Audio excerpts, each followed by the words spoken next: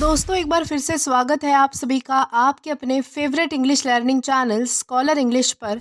मेरा नाम है दीपिका कुमावत और मैं इस चैनल पर वेरियस कॉम्पिटिटिव एग्जाम्स के लिए इंग्लिश सब्जेक्ट टीच करती हूँ। तो बेसिकली आज के इस वीडियो में हम डिस्कस करने जा रहे हैं idioms and phrases related two days. तो चलिए और ज़्यादा देर ना करते हुए बढ़ते हैं हमारे वीडियो की ओर और जानेंगे कि आज का हमारा सबसे पहला एलिमेंट कौन सा है। तो आज का हमारा सबसे पहला एलिमेंट है डॉग डेज ऑफ समर। तो दोस्तों डॉग डेज ऑफ समर ये एक ईडियम है जिसका मतलब होता है use to describe hot sultry days. यानी कि ऐसे जो दिन होते हैं जो गर्मियों के दिन होते हैं, यानी कि बहुत ज़्यादा जब गर्मी तपती है, झुलसने वाली गर्मी तपती है, तो उन डेज को डिस्क्राइब करने के लिए हम जो है वो डॉग डेज ऑफ समर इस ईडियम का यूज़ करते हैं। यानी कि गर्मी वाले दिनों को डिस्क्राइब करने के लिए डॉग डेज ऑफ समर इस ईडियम का यूज़ होता है। देन इसी के साथ हम आगे जाएंगे हमारे नेक्स्ट एलिमेंट की ओर और जानेंगे कि इसके बाद हमारा अगला एलिमेंट कौन सा है। तो इसके बाद हमारा अगला एलिमेंट है day of reckoning. Day of reckoning ये एक ईडियम है जिसका मतलब होता है a time when people are punished for their past mistakes. यानी कि ऐसा समय जहाँ पर लोगों को जो है वो उनकी पिछली गलतियों के लिए, यानी कि जो मिस्टेक्स जो गलतियाँ उन्होंने पास्ट में की है, जो उन्होंने जो है वो पीछे की है, तो उनके लिए जो है वो उन्हें प्रेजेंट में जो है वो पनिशमेंट दी जाती है। यानी कि ऐसा समय जिसमें जो है वो पिछली गलतियों के लिए लोगों को पनिशमेंट दी जाए, तो उसे कहा जाएगा डे ऑफ रेकनिंग। उस सिचुएशन को डिस्क्राइब करने के लिए हम जो है वो डे ऑफ रेकनिंग इस ईडियम का यूज़ करते हैं। देन इसी के साथ हम आगे जाएंगे हमारे नेक्स्ट एलिमेंट की ओर और जानेंगे कि इसके बाद हमारा अगला एलिमेंट कौन सा है। तो देन इसके बाद हमारा अगला एलिमेंट है win the day. Win the day ये एक ईडियम है जिसका मतलब होता है to be accepted by other people. यानी कि लोगों के द्वारा स्वीकार किया जाना, यानी कि जब अब दूसरे लोग आपको एक्सेप्ट कर लेते हैं, आपको स्वीकार कर लेते हैं, तो उसे कहा जाएगा विन द डे। देन इसी के साथ हम आगे जाएंगे हमारे नेक्स्ट एलिमेंट की ओर। तो देन इसके बाद हमारा अगला एलिमेंट है plain as day. Plain as day का मतलब ये जो है, सबसे पहले मैं आपको बता दूं कि प्लेन एज डे ये एक ईडियम है जिसका मतलब होता है easy and clear to understand.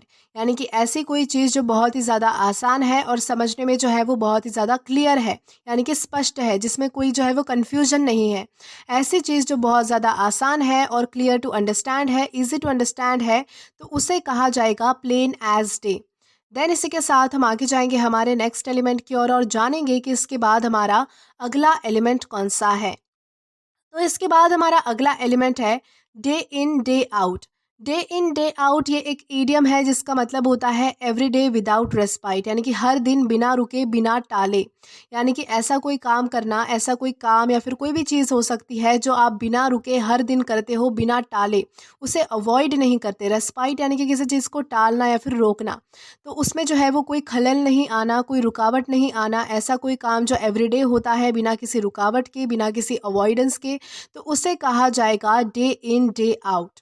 Then इसी के साथ हम आगे जाएंगे हमारे नेक्स्ट वर्ड की ओर, हमारे अगले एलिमेंट की ओर और जानेंगे कि इसके बाद हमारा अगला एलिमेंट कौन सा है।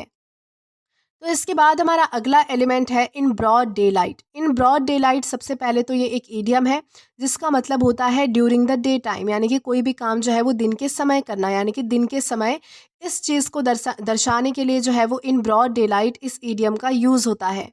देन इसी के साथ हम आगे जाएंगे हमारे नेक्स्ट एलिमेंट की ओर और जानेंगे कि इसके बाद हमारा अगला एलिमेंट कौन सा है।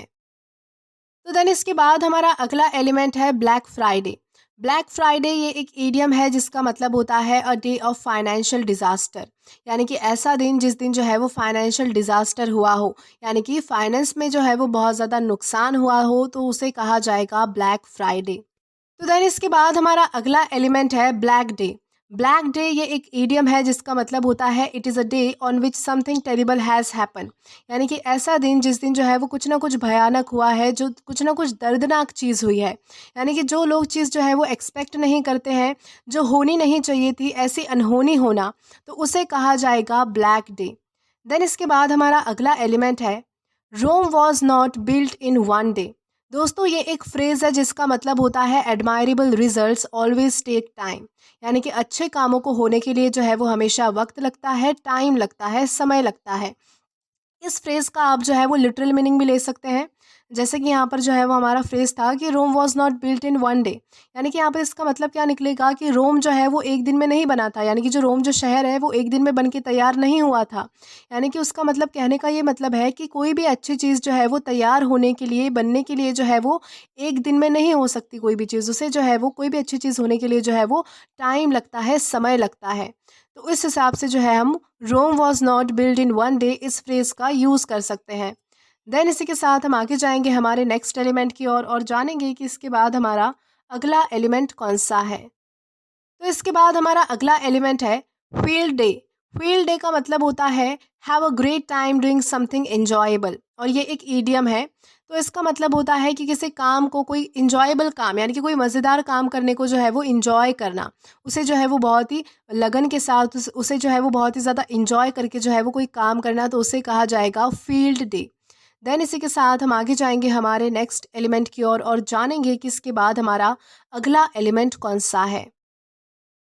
तो इसके बाद हमारा अगला एलिमेंट है सैलेड डेज। सैलेड डेज ये एक ईडियम है जिसका मतलब होता है the time of youth, innocence and inexperience, यानी कि जवानी भरे दिन, यानी कि जो जोश भरे दिन होते हैं आपके, जहाँ पर आप जो है वो बहुत ज़्यादा मासूम होते हो, इनोसेंस होते हो, एंड इनएक्सपीरियंस यानी कि आपको जो है वो दुनियादारी की समझ नहीं होती है, यानी कि आप जो है वो इनएक्सपीरियंस होते हो हर चीज़ से, यानी कि अच्छा बुरा आपको कुछ उसकी कुछ समझ नहीं होती है, प्लस आप इनोसेंस होते हो और आपकी जवानी के दिन होते हैं, यानी कि आप जब टीनेजर होते हो या फिर एडल्ट होते हो, तो उन दिनों को, यानी कि वो जो दिन होते हैं आपके, उन्हें कहा जाएगा सैलेड डेज। देन इसी के साथ हम आगे जाएंगे हमारे नेक्स्ट एलिमेंट की ओर और जानेंगे कि इसके बाद हमारा अगला एलिमेंट कौन सा है। तो देन इसके बाद हमारा अगला एलिमेंट है red letter day. Red letter day ये एक ईडियम है जिसका मतलब होता है अ डे ऑफ सिग्निफिकेंस, यानी कि ऐसा दिन जिस दिन जो है वो कुछ इंपॉर्टेंट हुआ है, कुछ कोई काम हुआ है, सिग्निफिकेंट काम हुआ है, कुछ इंपॉर्टेंट काम हुआ है जो याद रखने लायक है, तो उसे कहा जाएगा रेड लेटर डे। देन इसी के साथ आगे बढ़ेंगे। तो इसके बाद हमारा अगला एलिमेंट है यस्टरडेज मैन। यस्टरडेज मैन ये एक ईडियम है जिसका मतलब होता है someone specially a politician whose career is finish, यानी कि ऐसा पॉलिटिशियन, ऐसा राजनीतिक व्यक्ति जिसका जो करियर है जो खत्म हो चुका है, तो उसे कहा जाएगा यस्टरडेज मैन, यानी कि जो बीत चुका है, अब जो है वो वर्तमान में नहीं है, तो उसे कहा जाएगा यस्टरडेज मैन। देन इसी के साथ हम आगे जाएंगे हमारे नेक्स्ट एलिमेंट की ओर और जानेंगे कि इसके बाद हमारा अगला एलिमेंट कौन सा है। तो देन इसके बाद हमारा अगला एलिमेंट है अर्ली डेज। अर्ली डेज ये एक ईडियम है जहाँ पर इसका मतलब होता है it is too soon to make a judgement about something, यानी कि यहाँ पर हमें जो है वो एक सलाह दी गई है कि हमें हमें जो है वो किसी भी चीज़ को जो है वो जल्दी से जज नहीं कर देना चाहिए, यानी कि अपना जो है वो जजमेंट पास नहीं करना चाहिए, यानी कि किसी भी चीज़ पर जजमेंट पास करने के लिए जो है वो हमें समय देखना चाहिए, समय लेना चाहिए, ना कि उसे जो है वो तुरंत जो है वो हम हमारा जजमेंट पास करें, तो उसे कहा जाएगा अर्ली डेज, यानी कि it is too soon to make a judgement about something, यानी कि जो है वो हमेशा भी किसी चीज़ पर जो है वो हमें जल्दी से जजमेंट यानी कि अपनी राय जो है वो नहीं रखनी चाहिए, सोच समझकर बोलना चाहिए, तो उसे कहा जाएगा अर्ली डेज। देन इसी के साथ हम आगे जाएंगे हमारे नेक्स्ट एलिमेंट की ओर और जानेंगे कि इसके बाद हमारा अगला एलिमेंट कौन सा है। तो इसके बाद हमारा अगला एलिमेंट है all in a day's work.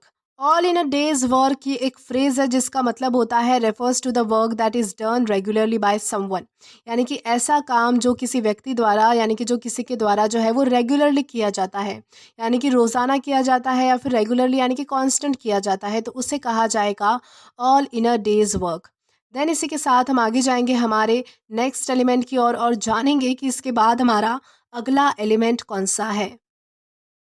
तो देन इसके बाद हमारा अगला एलिमेंट है call it a day. Call it a day एक एक ईडियम है जिसका मतलब होता है stop doing something specially working, यानी कि कोई काम करना छोड़ देना, यानी कि काम करना छोड़ना, उसे कहा जाएगा call it a day. Then इसी के साथ हम आगे जाएंगे आज के हमारे लास्ट एलिमेंट की ओर। तो हमारा लास्ट एलिमेंट है बॉर्न यस्टरडे। बॉर्न यस्टरडे ये एक ईडियम है जिसका मतलब होता है नेव या फिर इनएक्सपीरियंस, यानी कि नौसिखिया, यानी कि जिस जिस व्यक्ति को ज़्यादा कुछ एक्सपीरियंस नहीं होता है, यानी कि जो व्यक्ति जो है वो नौसिखिया होता है, किसी भी फील्ड में नया होता है, इनएक्सपीरियंस्ड होता है, जिसे किसी चीज़ का पता नहीं होता है, तो ऐसे व्यक्ति को कहा जाएगा बॉर्न यस्टरडे। तो दोस्तों आज के लिए बस इतना ही। अगर आपने अभी तक हमारा टेलीग्राम चैनल ज्वाइन नहीं किया है तो टेलीग्राम पर English with Deepika Kumawat search करके या फिर डिस्क्रिप्शन में दिए गए लिंक के थ्रू डायरेक्ट आप हमारा टेलीग्राम चैनल ज्वाइन कर सकते हैं, ताकि आप कभी भी वीडियो से रिलेटेड कोई भी अपडेट मिस ना करें। और अगर आपको आज का ये वीडियो पसंद आया है तो do like this video, subscribe the channel and share as much as you can. और अगर आपने इससे पहले वाले वीडियोस नहीं देखे हैं तो यहाँ पर मैंने एक प्लेलिस्ट प्रोवाइड की है, जहाँ पर आप क्लिक करके वो सभी पहले वाले वीडियोस भी एक्सप्लोर कर सकते हैं। Till then keep learning. Thank you.